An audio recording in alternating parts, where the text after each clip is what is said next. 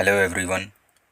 आज की इस वीडियो में हम समझेंगे फिज़िकल और केमिकल चेंजेस के बारे में।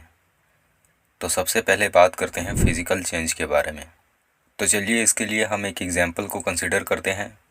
तो यहाँ हमने एक कंटेनर में वाटर को लिया और इसे ठंडा किया, जिससे ये वाटर आइस में कन्वर्ट हो गया।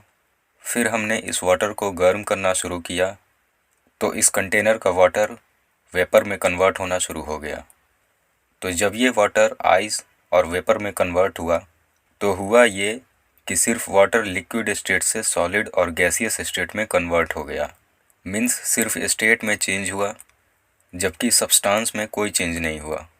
क्योंकि जब वाटर लिक्विड स्टेट में था तब H2O के मॉलिक्यूल्स कुछ इंटरमॉलिक्यूलर फोर्स से आपस में जुड़े हुए थे। जब वाटर को ठंडा किया गया तो इन्हीं मॉलिक्यूल्स के बीच का इंटरमॉलिक्यूलर फोर्स बढ़ा, जिससे इनके बीच का बॉन्ड स्ट्रेंथ और मजबूत हो गया।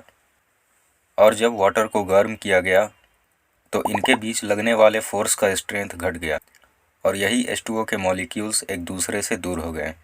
लेकिन ऐसा नहीं हुआ कि इनके केमिकल कंपोजिशंस में चेंज आ गए हों। जैसे H2O के मॉलिक्यूल से हाइड्रोजन और ऑक्सीजन का सेपरेशन नहीं हुआ, ना ही किसी नए मॉलिक्यूल्स का फॉर्मेशन हुआ, बल्कि जो H2O के मॉलिक्यूल्स इस लिक्विड स्टेट में था वही मॉलिक्यूल्स इस सॉलिड और गैसियस स्टेट में भी रहा, बस इनके अरेंजमेंट में चेंज हुआ। तो यह एक फिज़िकल चेंज का एग्जाम्पल है। तो हम ये कह सकते हैं कि किसी सब्सटेंस में हुआ वैसा चेंज जिससे उसके केमिकल नेचर और कॉम्पोजिशन में बिना चेंजिंग लाए सिर्फ उसके स्टेट में चेंजिंग आ जाए तो वो फिज़िकल चेंज कहलाता है।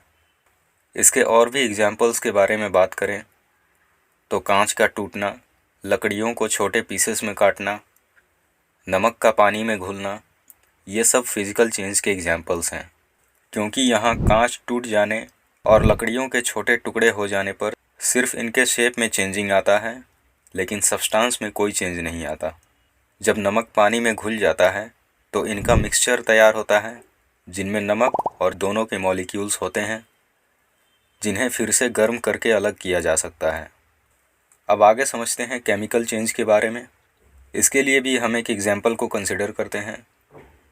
जैसे कि आपने देखा होगा कि आयरन यदि नमी के कांटेक्ट में काफ़ी समय तक रहता है तो इनमें जंग लगने लग जाता है, जिसे हम रस्टिंग ऑफ आयरन कहते हैं।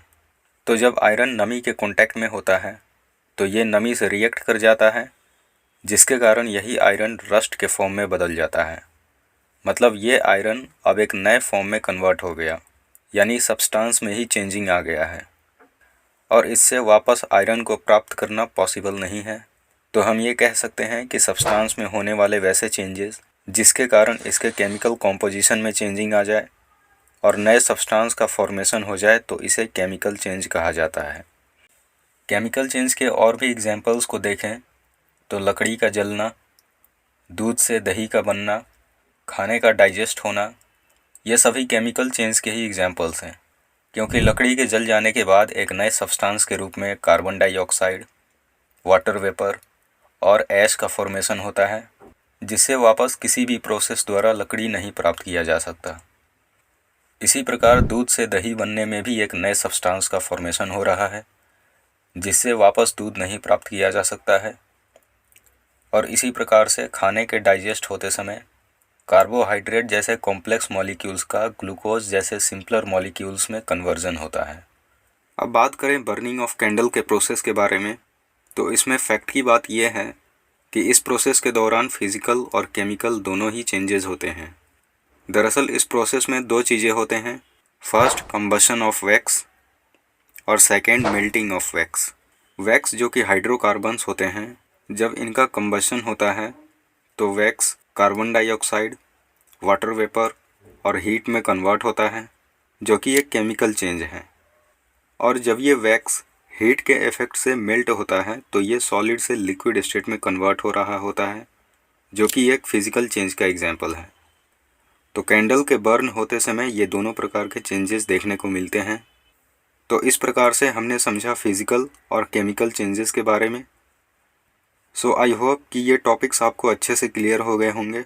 तो इस टॉपिक के साथ हमारा ये चैप्टर भी कंप्लीट हो गया। तो इस वीडियो को अब यहीं वाइंड अप करते हैं। मिलते हैं नेक्स्ट वीडियो में एक नए चैप्टर के साथ। थैंक्स।